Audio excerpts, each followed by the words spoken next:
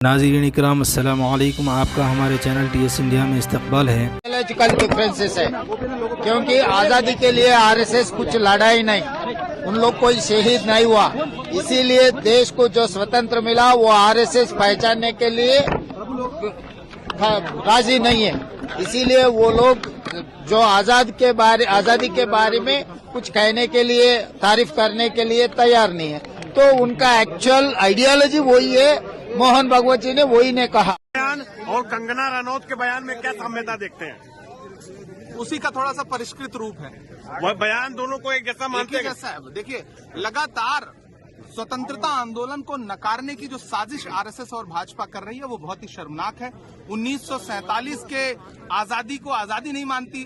कंगना रनौत के बयान को देश ने, चलिए ठीक है, एक कलाकार ने झटके में कह दिया होगा, किसी और की स्क्रिप्ट पढ़ दिया होगा, लेकिन अगर मोहन भागवत जी ये बात दोहरा रहे हैं तो इससे ये साफ जाहिर होता है कि न तो आरएसएस न भाजपा इस देश के स्वतंत्रता आंदोलन को नहीं मानती है, देश के संविधान को नहीं मानती है, जो लगातार परिलक्षित होता रहता है। और ये बहुत शर्मनाक है। भाजपा खुल के बोले कि वो क्या मोहन भागवत जी के बयान से सहमत है, क्या वो कंगना रनौत के बयान से सहमत है, क्या वो अनंत हेगड़े के बयान से सहमत थे, क्या लल्लू सिंह के बयान से सहमत थे, क्या वो ज्योति मिर्धा के बयान से सहमत थे, क्या अरुण गोविल के बयान से सहमत थे? अगर सहमत थे तो देश सुने कि भाजपा और आरएसएस संविधान को नहीं मानते।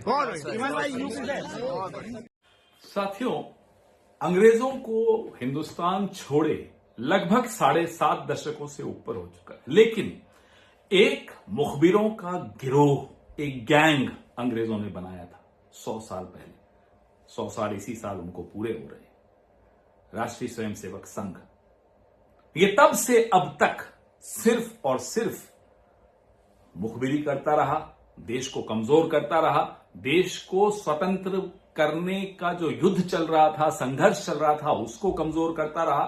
भारत छोड़ो आंदोलन के वक्त तो इन्होंने चिट्ठी लिख दी थी श्यामा प्रसाद मुखर्जी ने अंग्रेजों को कि कैसे इस आंदोलन को कमजोर किया जाए, कैसे इसको सैबोटाज किया जाए। ये इनकी असलियत है। और अब एक बीमार आदमी, पूरी तरह से बीमार आदमी मोहन भागवत कहता है कि भारत को 1947 में आजादी नहीं मिली। ये शब्द भले मोहन भागवत के होंगे, ये पीड़ा, ये दर्द गुरु गोलवालकर का है। गुरु ये मानते हैं उसको हमने। गुरु गोलवालकर वो आदमी है जो 1947 तक अंग्रेजों की जी हुजूरी करता रहा, और उसको दर्द इसी बात का था ये कैसा संविधान आ गया जो दलितों को आरक्षण देता है, जो आदिवासियों के लिए आरक्षण की बात करता है। ये कैसा संविधान? उसको दर्द इस बात का था ये तिरंगा कैसे आ गया। और वो दर्द राष्ट्रीय स्वयंसेवक संघ में आज तक है। इसी सदी की शुरुआत में 26 जनवरी 2001 को राष्ट्र प्रेमी युवा दल के 3 सक्रिय सदस्य नौजवान लोग घुस गए रेशिम बाग में, नागपुर में, और फहरा दिया उन्होंने तिरंगा। उनको जेल करवाई राष्ट्रीय स्वयंसेवक संघ ने। नागपुर की अदालत में बड़ा लंबा चला यह केस, फिर अदालत से वो बरी हुए।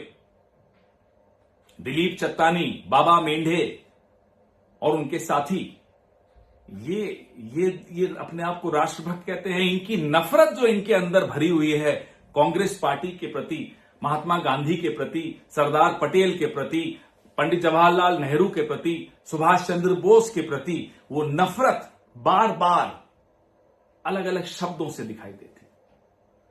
आप कांग्रेस से नफरत करिए, कोई दिक्कत नहीं है, हम लड़ लेंगे आपसे, हम आपको सिखा भी देंगे, लेकिन आपकी ये नफरत जो कांग्रेस के खिलाफ है, ये अब देशद्रोह का रूप ले रही है।